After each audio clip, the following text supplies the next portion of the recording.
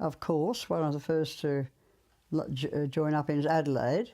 He was already engaged to my mother, and he must have been, he was 20, mother was 28 I think when they got married, so they must have been engaged when they were about 24 or 5, so he probably was about 25 or 23 or 24 when he went to the war, and he was on Gallipoli, and he was mentioned in dispatches on Gallipoli and made a sergeant on the field. So he's a very brave man. When he came home, he was a very funny man, very funny, witty man. I've never met anybody more witty ever since.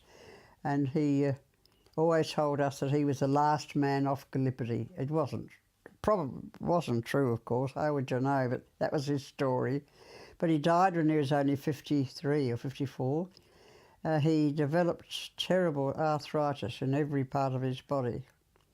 He finished up, he spent the last several years, I can't really remember about the last several years of his life, in the military hospital in Keswick, which was on the way from Adelaide on the way down to the Glenelg Beach on the Anzac Highway.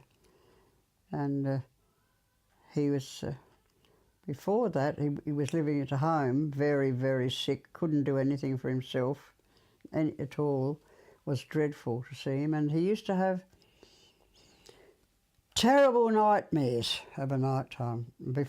Before he used to, and of course he was an alcoholic. He had 3 brothers, so they all went to the war, for the 4 of them. They all came back wrecks, they all came back alcoholics, crazy men. It was terrible. He had an awful life, poor Dad. We kind of blamed him a bit, but the last couple of years of his life he was in Keswick and I was teaching, and I used to sing. And I went and I decided I hadn't got along with him very well over the years because I was always very angry with him because of his drinking.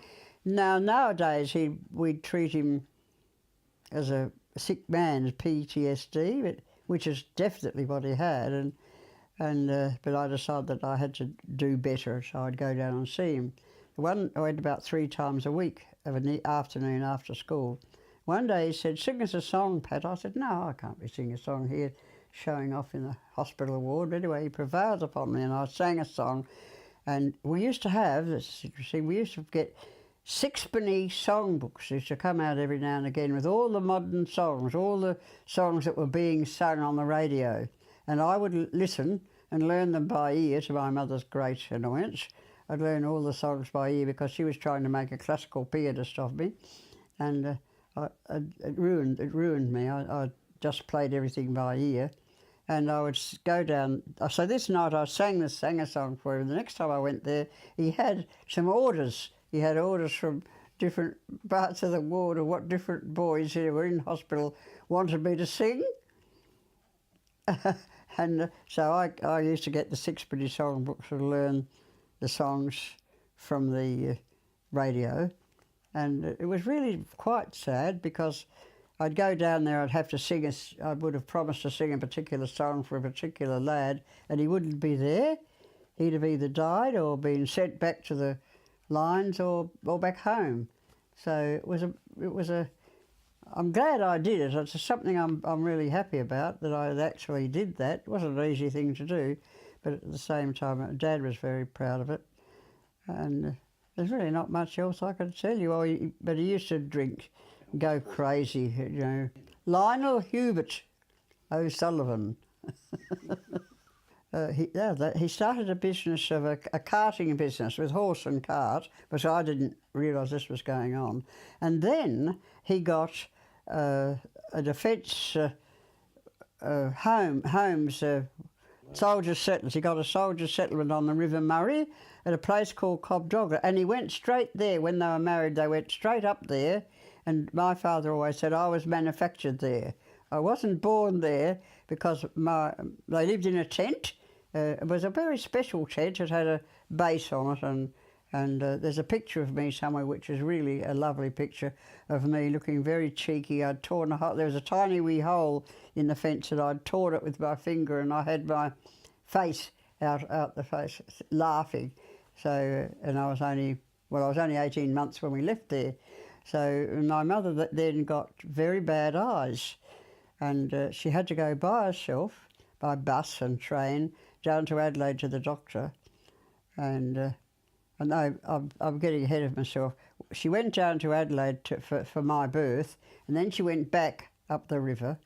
And Dad, by this time, had planted a big paddock of vines with a pick and shovel, and a row of peach trees, planted them with a pick and shovel. And at the end of the property, there was a wonderful channel that was filled from the river, and they did the watering his land from there. Anyway, then my mother got very sore eyes, and she had to go down to Adelaide. And it turned out that she had obviously been bitten by a fly, and they just through that, the doctors found that she had pneumonia, which was caused from the cattle, and all the cattle had to be shot. All the cattle around that area had to be killed because they had pneumonia, and that was the only way they could.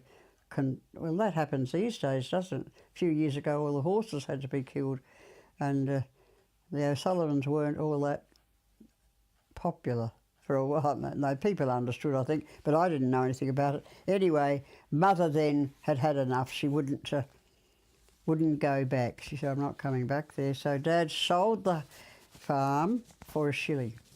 He gave it away, but because of money had to change hands, he sold it to a man who was working for him, Vic Semmons. When I was 18, I went to stay with them, and it was a beautiful, lovely house, and I had peaches from the trees that Dad had planted. They were the nicest peaches. I went back and told him that I'd ever tasted. They were too. Well, he had was about going to be a wine farm grape farm for wine and fruit, peaches. He sold the farm for $1 to his neighbour and a man who worked for Vic Semmons. Money had to change hands. He actually was to go to give the thing away because he was broken-hearted. I don't think he ever recovered from my mother refusing to go back, because his heart was really in that.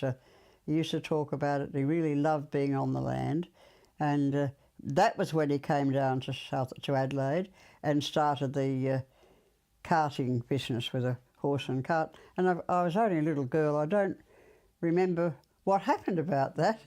Then afterwards, what I can remember him doing was he was a contractor for the Burnside Council, and he had a truck and was used to cart things and mend the roads, mend the potholes in the roads.